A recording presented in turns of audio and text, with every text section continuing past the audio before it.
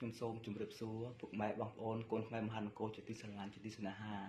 អស់រយៈពេល10ថ្ងៃហើយបងប្អូនដែលអាចចោលចង្រៃសៀមបានធ្វើសង្គ្រាមវាយប្រហារ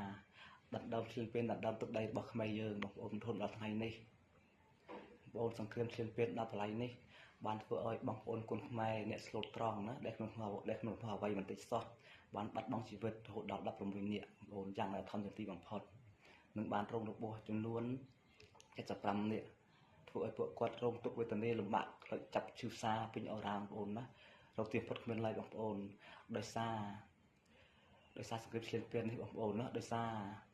ស្នាក់ដៃដល់ថោកទាបរបស់អាចោសៀមចោចង្រៃសៀមអាចោដេរឆាន